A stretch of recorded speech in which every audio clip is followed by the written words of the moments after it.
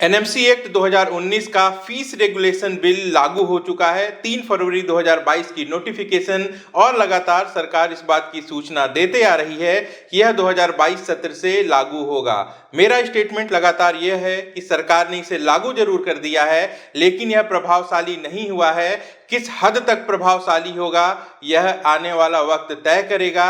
ऐसे में जो लगातार इंतजार हो रहा है कि फीसेस कब कम होंगी, यहाँ पे एक दूसरा बड़ा चैलेंज यह सामने आ रहा है कि प्राइवेट कॉलेजेस और खासकर डीम्ड यूनिवर्सिटीज जिनकी भारी भरकम फीस है, जो कि सो कॉल्ड इसी गवर्नमेंट ने इतने साल से इनको इस फीस के लिए अनुमति दी है, 20 से 25 लाख रुपए पर ईयर तक की इनकी फीस है, तभी भी ये घाटे में होते हैं। ऐसे में अगर अचानक से इनको फीस कम करनी पड़े तब ये क्या करेंगे। हमेशा प्रैक्टिकल बातें ही आपको बताता हूं, जो संभावित है वही बताता हूं, गलत होप कभी भी नहीं देता। तो लगातार मेरा जो पक्ष था वो ये था कि अभी एक नियम बना है, इसे केंद्र सरकार स्टेट काउंसलिंग अथॉरिटीज को भेजेगी, फिर वो स्टेट अथॉरिटीज कॉलेज को भेजेंगी।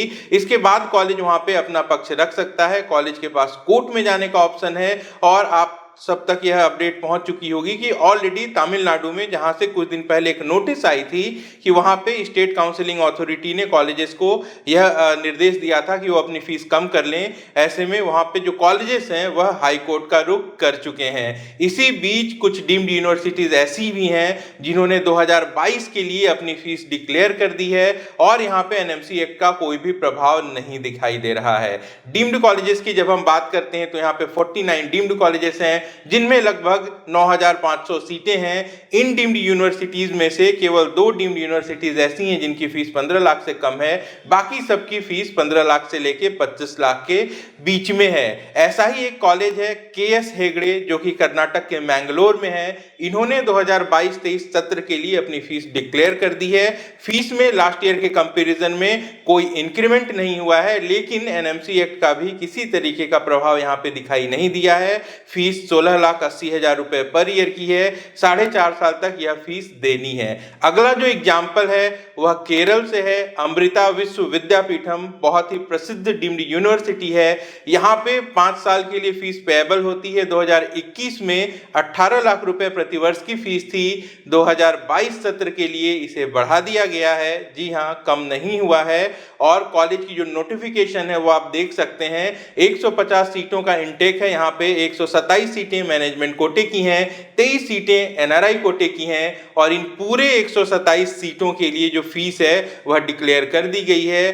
गत वर्ष से 1 लाख रुपए ज्यादा, 19 लाख रुपए प्रतिवर्ष, जो कि 5 साल तक देने हैं। इसके साथ साथ एनआरआई फीस भी डिक्लेयर कर दी गई है और हॉस्टल के चार्जेस भी डिक्लेयर कर दिए गए हैं। तो कुल मिला के जो वर्तमान हकीकत है वो यह है कि सरकार अपनी बात पर है कि उसने नियम लागू कर दिया है, लेकिन अब तक सरकार की तरफ से ऐसे कोई भी जरूरी कदम दिखाई नहीं दिए हैं जिससे इस नियम को प्रभावशाली ढंग से कॉलेजेस पर लागू किया जाए। लगातार मैं इस मुद्दे को उठाता आ रहा हूं कि इतना बड़ा नुकसान कॉलेजेस नहीं सहेंगे। यहाँ पे कॉलेजेस को अगर यह नियम मानना है तो इसके लिए सरकार को कुछ सख्त कदम उठाने होंगे, काफी ज्यादा सख्ती दिखानी होगी। हो सकता है कि इसके बाद भी कॉलेजेस पहले कोर्ट में जाएं और अगर दबाव के बाद वो मान भी जाते हैं तो भी कोई ऐसा तरीका न ढूंढ लें जिससे छात्रों को परेशानी हो। अपने पिछले वीडियो में भी मैंने यह बात बताई थी कि सरकार का नियम बहुत अच्छा है, लेकिन इतने बड़े बदलाव को सरकार ने काफी कम पॉइंट्स में समेटा है और बेहतर नियम होने चाहिए थे और ज्यादा तत्परता दिखाई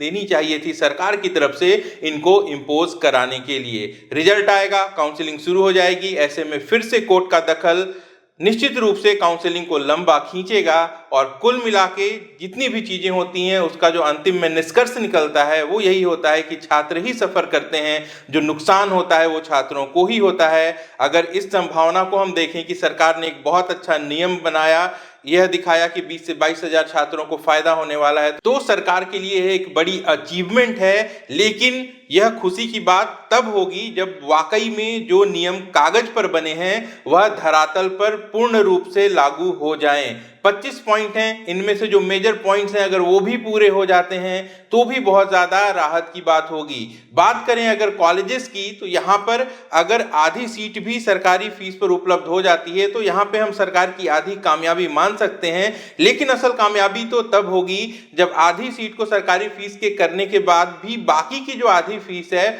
उसको इस तरीके से नियंत्रित कर दिया जाए कि वहां पे जो छात्र पढ़ेंगे उनको भी उसका फायदा पहुंचे। वरना कहीं ऐसा ना हो कि आधी सीट पे फीस तो सरकार ने कम कर दी और बाकी की आधी सीट पे कॉलेजेस अपनी फीस को 1.5 गुना 2 गुना कर दें। वैसी परिस्थिति में भी कुछ छात्रों को फायदा होगा, लेकिन कुछ छात्र वहां पे फिर से सफर करेंगे। कुल मिला के छात्रों के ये हित में जाए, इसके लिए सरकार को अभी कई सारे ठोस कदम उठाने जरूरी हैं। वक्त बहुत कम बचा है, ऐसे में यह देखना है कि कोर्ट का डिसीजन किसके फेवर में आता है। अभी एक हाई कोर्ट में मैटर है और भी हाई कोर्ट में यह मैटर पहुंच सकता है। सुप्रीम कोर्ट का दखल होना बाकी है, लेकिन कम से कम सुप्रीम कोर्ट से हम यह उम्मीद रख सकते हैं कि वहां से कोई जेन्युइन फैसला आएगा जो छात्रों के हित में होगा। आशा करता हूं यह जानकारी आपको पसंद आई होगी। वीडियो को लाइक करके अपनी बात हम तक पहुंचाएं। कोई सवाल है तो आप कमेंट में पूछ सकते हैं। नए हैं तो चैनल को सब्सक्राइब कर दीजिए और हमारे टेलीग्राम ग्रुप को ज्वाइन कर लीजिए। वहां पे क्विक अपडेट्स मिलती रहेंगी। अपना और अपनों का खूब ख्याल रखिए। नमस्कार, जय हिंद। अगर आप हमसे कांटेक्ट करना चाहते हैं या हमारी पेड सर्विसेज अवेल करना चाहते हैं तो आप वीडियो के डिस्क्रिप्शन में दिए गए लिंक पर क्लिक करके अपनी डिटेल्स भरिए। हमारी टीम बहुत जल्दी आपको कांटेक्ट करेगी। आप हमारी वेबसाइट www.omeducare.in पर भी विजिट कर सकते हैं।